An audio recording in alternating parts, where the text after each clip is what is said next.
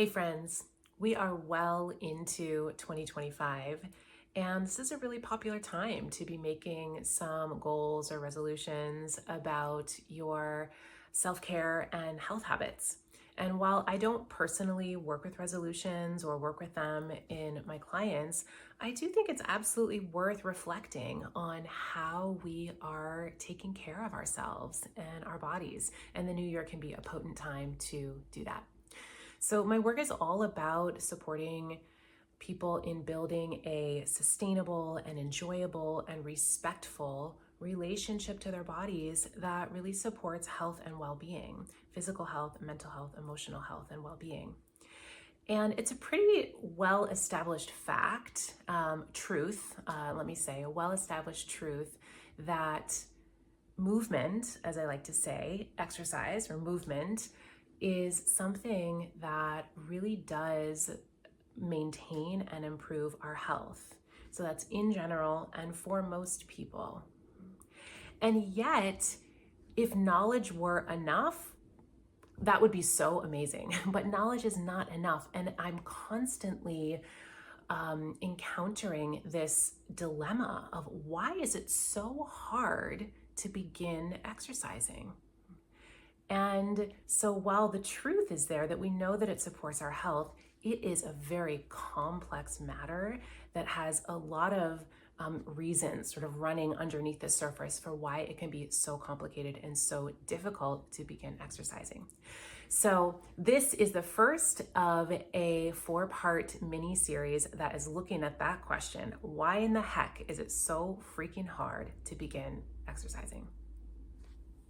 Okay, so first thing that might be getting in the way of you starting or restarting exercise is perhaps your lived experience with moving your body has been one of punishment, one that has felt miserable for most or all of the time.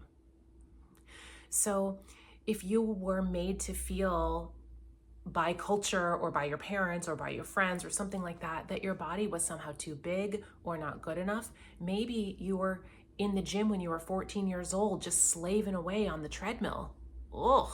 Or maybe you went to Weight Watchers with your mom and you found out that you could exercise to earn back points.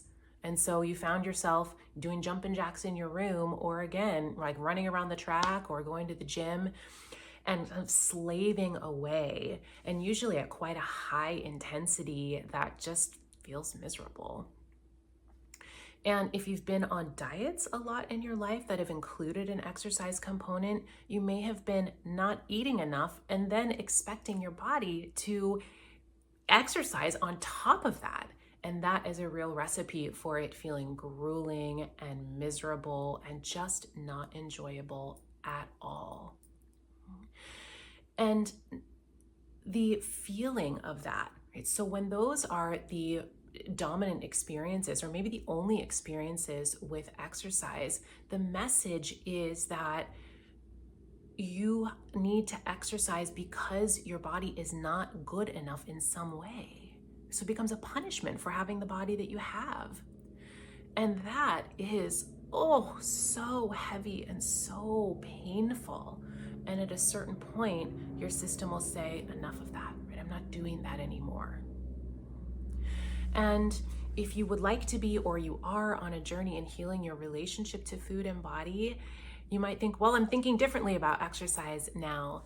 But it's not just a light switch. And it's hard to go from having a relationship with movement that is like punishment to one that is self-care. It's like there's not a slot in your system for exercise to be used as self-care, even if there's a part of your conscious mind that knows it. So you may be in a state of like feeling like you should be exercising but not doing it, but yet the sort of the pull inside of you, the imperative, the should is there, but then not doing it is also creating a weight of guilt as well. Ugh, what a heavy, heavy burden. So I absolutely want to encourage you that it is possible, right? If you resonate with this, it is possible to create a new relationship to moving your body that where its primary motivation and function is as self-care. However, it often requires that you take a break first, that you strip away the should and give yourself permission to not exercise, to not go to the gym, to not even go on a walk, to not have to go to yoga, right? If that's been something that's been weaponized against you, just the permission to not. And that period of sort of stepping away, physically and mentally as well, right? Letting yourself off the hook clears the decks and creates an opening eventually. I don't know after how much time, that's very individual. But it creates an opening. It creates this space for you to be able to return to the question of exercise or moving your body from a place of your choosing. So you bring your agency, you bring your autonomy to the question of, how do I want to move my body? Do I want to move it at all? How does it feel? So that break is a really important part of the process of healing your relationship to movement and finding your way back to it in a way that feels like self-care. So stay tuned. We're going to continue this conversation about this question: why is exercise so freaking hard to begin? And if you're watching on YouTube, you can subscribe to this channel. And if you're watching on my website, feel free to peruse the content of my website, see what resonates with you, see what food and body therapy is all about. All right, until next time, bye.